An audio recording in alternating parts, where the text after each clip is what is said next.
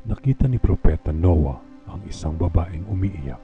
Tanong niya, "Bakit ka umiiyak?"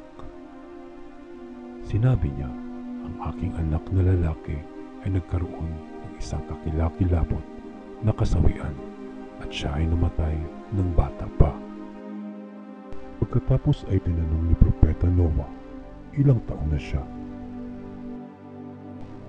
Sabi niya, 250 taong gulang pa lang siya. Ngumiti si Noah at sinabing, "Darating ang panahon na mabubuhay ang mga tao sa maikling panahon. Ang kanilang buhay ay 60 o 70 taon. Ang babae ay nagtanong, "Magtatayo ba sila ng mga bahay?"